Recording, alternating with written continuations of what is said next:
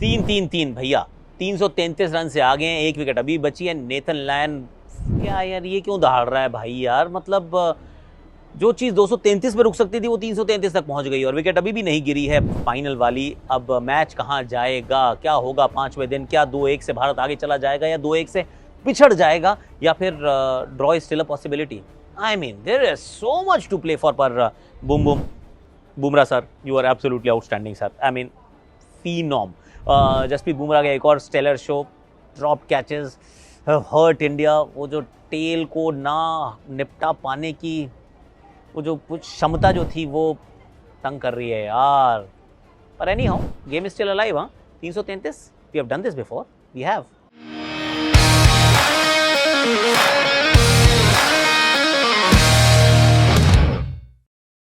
Hashtag Akashvani में आप सभी का हाथ जोड़ के स्वागत है। और कहाँ हूँ मैं, एयरपोर्ट पे हूँ, इस्तांबुल एयरपोर्ट जा रहा हूँ कैपेडोकिया। उसकी बात मैं आपसे बाद में करूँगा। फैंटेसी क्रिकेट खेलते तो आ जाओ, टेलीग्राम का चैनल का लिंक यहाँ डाल रहा हूँ, आ जाओ। ऑफर्स बड़ी अच्छी अच्छी आती हैं, that I share with you. और आज ऑफकोर्स मैच जो है वो कहाँ पहुँच सकता था और कहाँ पहुँचा है, इससे दिल को चोट तो लग रही है, वो तो बात सच है, क्योंकि गलतियाँ तो हुई हैं, कैचें भी छूटी हैं, अंत में जाके तो सारे रिव्यूज़ ही समाप्त कर दिए हमने क्योंकि डेस्परेशन हो चुकी थी।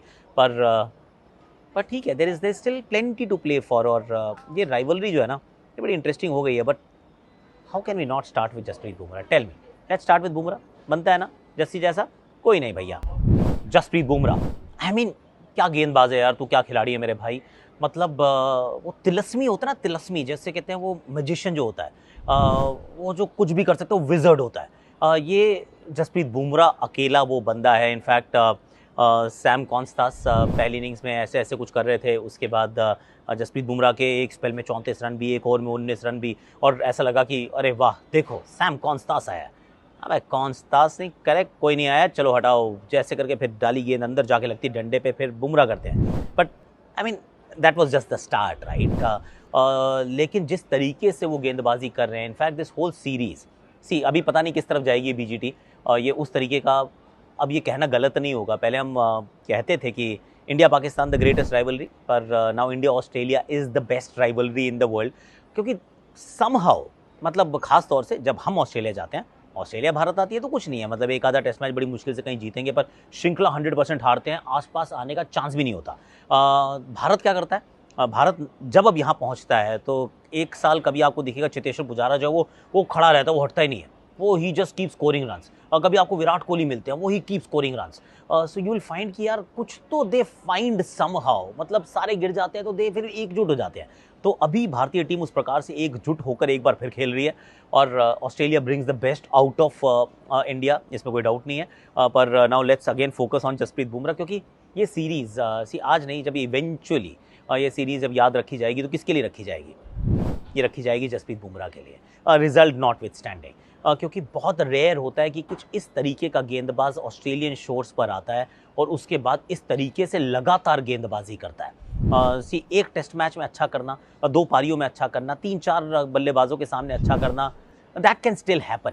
पर हम कहते हैं ना कि ये ऑस्ट्रेलियन जो पिचेस होती हैं ये थोड़ी सी मुश्किल होती हैं बल्लेबाजों के लिए भी, गेंदबाजों के लिए इट इज़ थोड़ा सा मदद होती है ऑफकोर्स फास्ट बॉलर के लिए, लेकिन वो जो ग्राउंड से बहुत हैवी हैं, वो आपका हैमस्ट्रिंग, काफ, ग्लूट सब पकड़ लेती है। उसके बाद जितनी जो हार्ड पिचेस पे जब आप पड़ता है आपका पाँव, तो इतनी ज़ोर से आपको वो प्रेशर महसूस होता है कि आपके नीज़, आपके जॉइंट्स दे स्टार्ट एकिंग, वो थोड़ी सी उनमें से आवाज़ आने लगती है, चरमराने लगते हैं। पर लगातार आई मीन 30 विकेट्स यार, और he is been absolutely sensational, unbelievable है।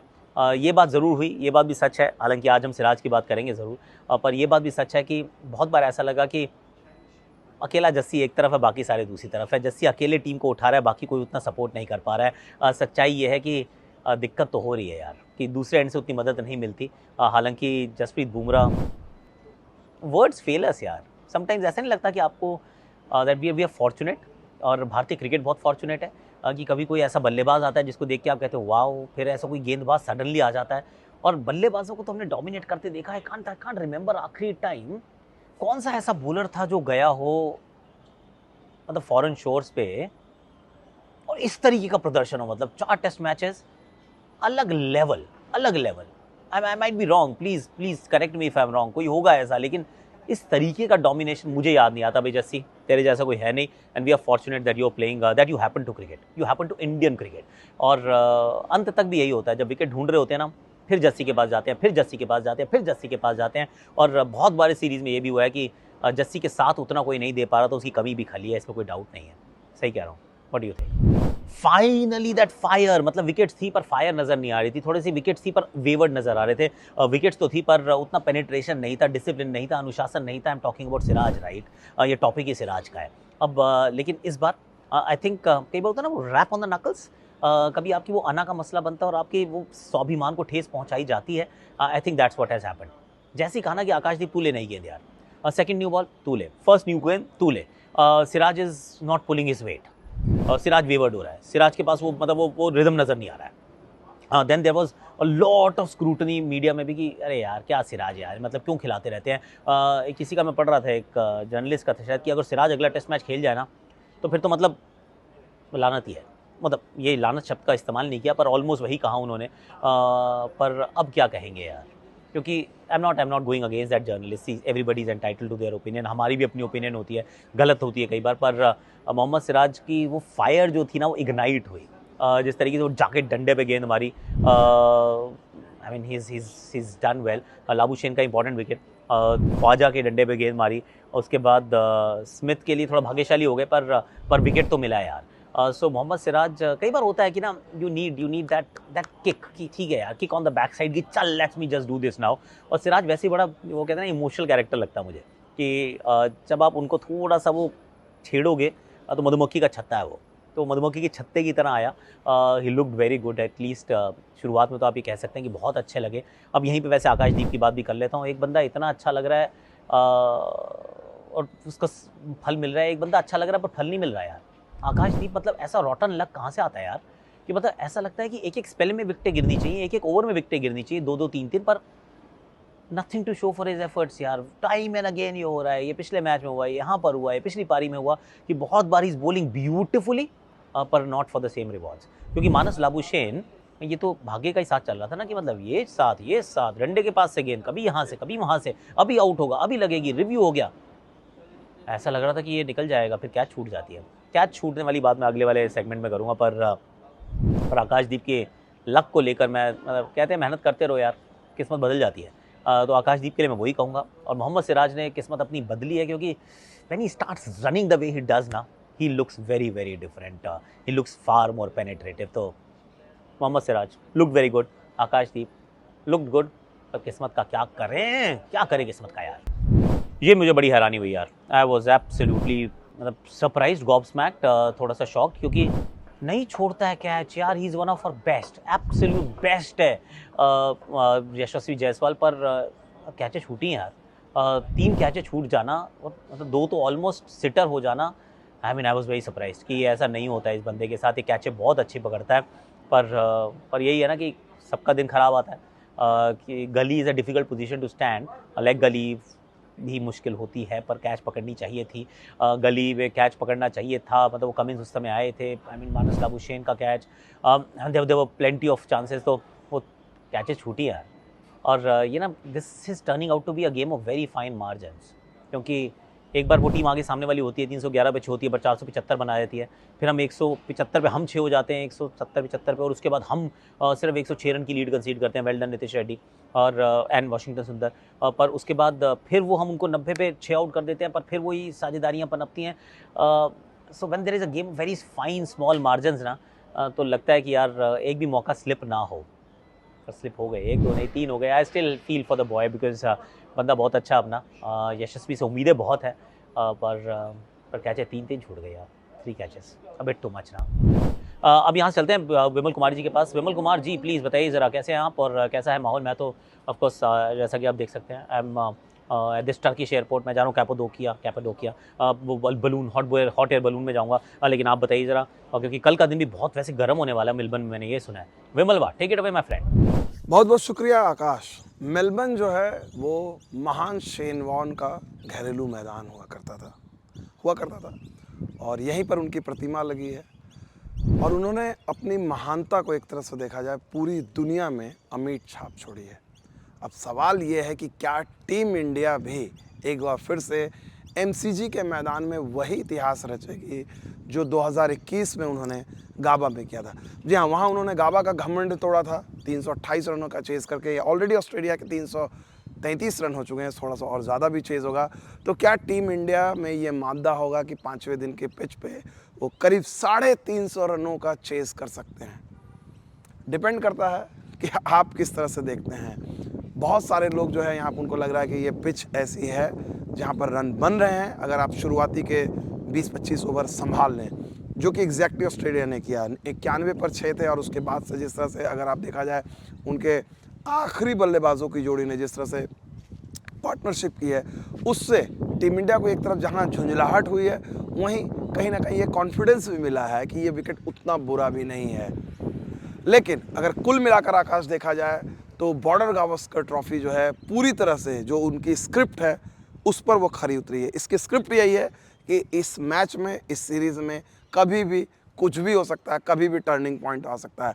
अब तक 4 दिन लगातार हमने कई उतार चढ़ाव देखे हैं, लेकिन सबसे बड़ा जो है चढ़ाव इंडियन टीम को 5वें दिन दिखानी है। बल्लेबाजों पे जिम्मेदारी होगी, चूँकि रोहित शर्मा, विराट कोहली, यशस्वी जायसवाल, ऋषभ पंत, ये सारे ऐसे बल्लेबाज हैं जिनसे एक बड़ी पारी की उम्मीद है। क्या ये मुमकिन होगा? उम्मीद पे दुनिया टिकी हुई है और हम भी उसी उम्मीद पर टिके हुए हैं। फिलहाल मेरे साथ इतना ही आकाश। चलो भाई, इनके चैनल को भी like, share, subscribe, comment, notification घंटी ज़रूर बजाओ, क्योंकि बहुत मेहनत से काम कर रहे हैं यार। तो या प्लीज़ विमलवा को thank you so much. Vimal, thank you so much, thanks. Comment section में बताओ आपको विमलवा अच्छे लगते हैं आकाशवाणी पे या नहीं लगते हैं, बताओ। अब यहाँ से मैच कहाँ जाएगा? See that's a very very big question. Tail ने तंग किया यार, मतलब जो चीज़ आपके पकड़ में थी, इनफैक्ट ऑनेस्टली स्पीकिंग अगर कैचेस पकड़ते तो 250 से भी कम का स्कोर चेज़ करना पड़ता। कैचेस छूटे, वो थोड़ा सा लंबी साझेदारियाँ होती हैं, ऑल दैट हैपन्स। बट वही होता है ना कि removing the tail is an art. एक ये है थोड़ी सी प्रॉब्लम कि वहाँ नज़र आया कि ये एक चीज़ है जो नहीं हो पा रही है, और कोकुबुरा की ओल्ड गेंद से काम होता भी मुश्किल है, लेट्स बी वेरी ऑनेस्ट। उसके अंदर you need the air speed, वो एयर स्पीड चाहिए वो यॉर्कर डालने के लिए, वो डंडे पे मारने के लिए। तो वो एक चीज़ थी जो एक्चुअली मिसिंग नज़र आई।